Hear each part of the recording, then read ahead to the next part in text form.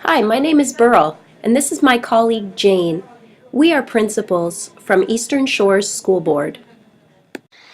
She's Loretta. She's a consultant from Quebec City. In this video, we will help you define action research and learn when and how to use it. We will help you identify the types of action research designs. We will describe the key characteristics and discuss some potential ethical considerations when conducting action research. Finally, we will list the steps involved in conducting action research and list some evaluation criteria that can be used when examining action research. Action research is so interesting for teachers. It's professional development and it serves a real need and a real purpose in the school. It's problem-based professional development. Action research is the most applied and practical research design. Action researchers explore practical problems with the goal of finding solutions to those problems. Action research can use qualitative or quantitative data collection methods, or both. Action research designs are systematic procedures conducted by teachers or other individuals in an education setting that aim to improve teaching, learning, or the systems employed in that setting.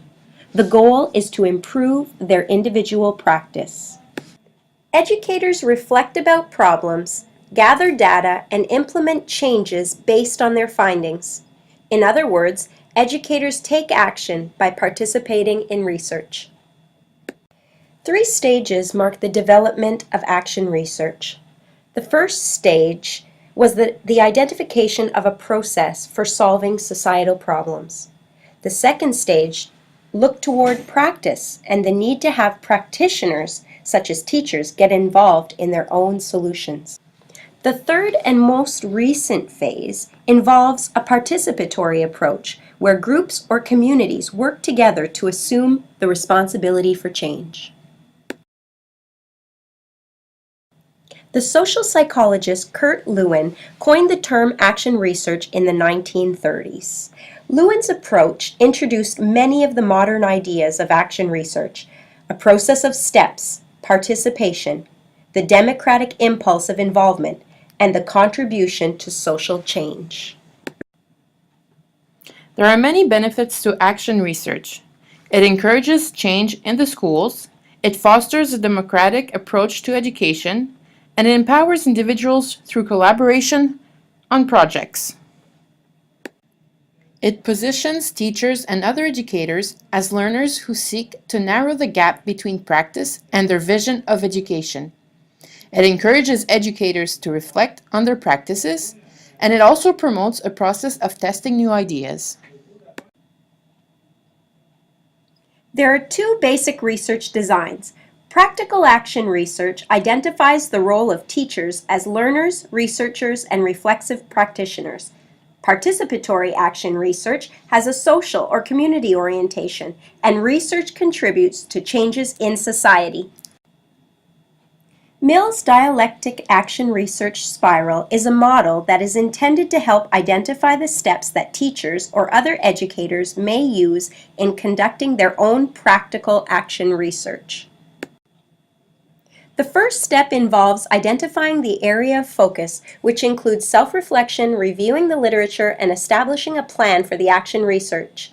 The teacher-researcher then gathers multiple data sources that could include interviews, questionnaires, and attitudinal scales. Reliability and validity must be at the forefront of the teacher-researcher's mind. Once the data is collected, the researcher will then analyze and interpret the data. This includes identifying themes, coding surveys, interviews, asking key questions, and creating visual aid. The researcher will extend the analysis by raising questions and connecting findings to personal experiences and contextualizing the findings in literature and theory. Once the 3 steps are completed, the teacher-researcher will complete an action plan, which will include a summary of findings and the recommended actions. Stringer writes that the purpose of participatory action research, or PAR, is to improve the quality of organizations, communities, or family lives. PAR action researchers seek to bring about a new vision for schools. Chemist and McTaggart summarized 6 central features of PAR. PAR is a social process in which the research deliberately explores the relationship between the individual and other people. Applied to education, participatory action researchers might explore teachers working together in teams. PAR is participatory. Teachers, for example, would study themselves to gain a better understanding of their practices and how this knowledge shapes their work with students. It is practical and collaborative. Teachers might collaborate with other teachers to reduce the levels of bureaucracy in a school that might inhibit classroom innovations. PAR helps to eliminate constraints and structures that limit self-development and self-determination. For example, teachers might wish to change bureaucratic procedures in schools so that they can better facilitate student learning. PAR is critical in that it aims to help people recover and release themselves from the constraints embedded in social media. Teachers may be constrained by a subservient role in the school board so that they do not feel empowered in their classrooms. PAR is reflexive and focused on bringing about change in practices. When teachers reflect on their roles in schools, they will try one action or another, always returning to the central question of what they learned and accomplished because of their actions. Stringer's action research spiral contains 3 phases: look, think, and act. The spiral of this model conveys that action research is not neat, orderly, and linear, but rather is a process of repeating and revising procedures and interpretations. Practical action research and PAR have many differences. However, they have 6 common characteristics.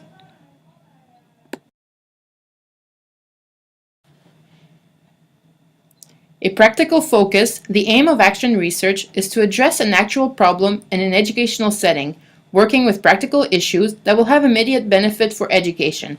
For example, a concern of a single teacher. Action researchers undertake this form of research to solve an immediate problem.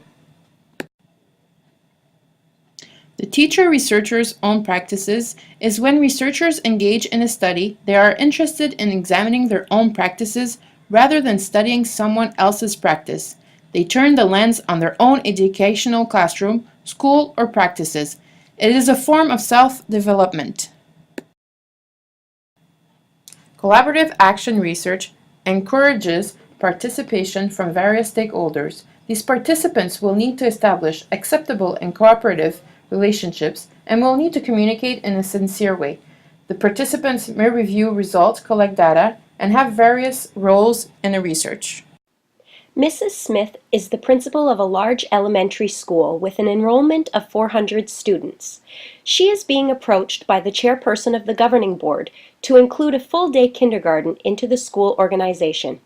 While she thinks this could be beneficial to her students, the need for research is important.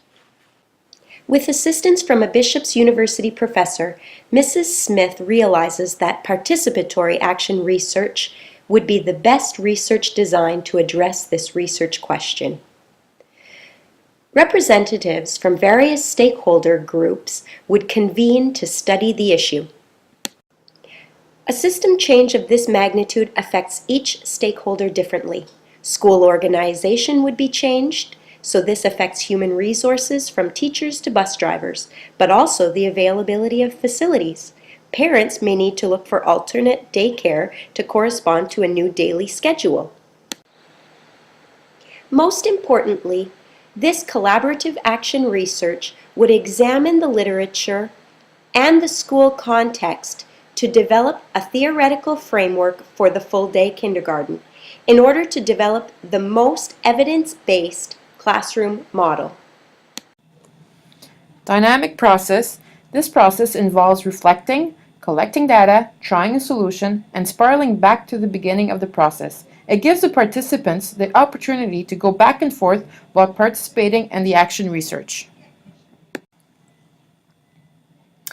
A plan of action. During the action research, the researchers will need to create an action plan in response to the problem to inform their colleagues. The action plan could be formal or informal, and it may include individuals such as students. Sharing research. Action researchers report their research to educators who will be able to use the results right away. The results will be shared with the local school, community, and educational personnel. The researchers want to share the results with individuals who can promote change. Collaboration with participants is central to action research, but it also requires careful consideration of ethical issues. The action research needs to conduct the inquiry in a way that respects the care of the participants, involves them collaboratively in all phases of the research, and is sensitive to obtaining consent and advancing the purpose of the study or to withdraw from the study. Critics are reluctant to accept the legitimacy of action research and claim that it is a less than scientific approach.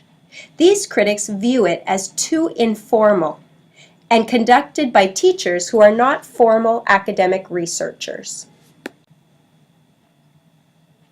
Also, the lack of time for teachers to engage in their own research and the assistance that these teachers would need in the research process is a real concern.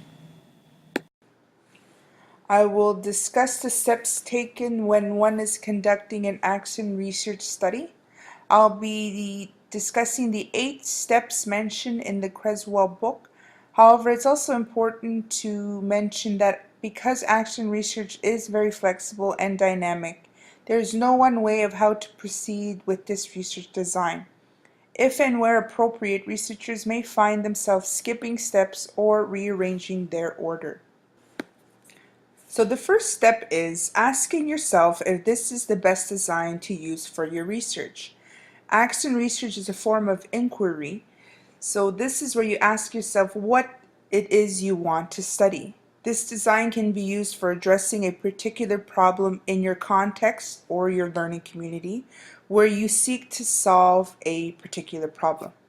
Step 2 will be identifying the problem you want to research, where you plan on finding solutions to a particular problem. This problem can be the one you face in your context, or it can be a particular area of focus you're interested in. You should write it as a problem or phrase it as a question you want to answer. The third step is finding resources that will help you in addressing the problem and may help you formulate a plan of action for your research.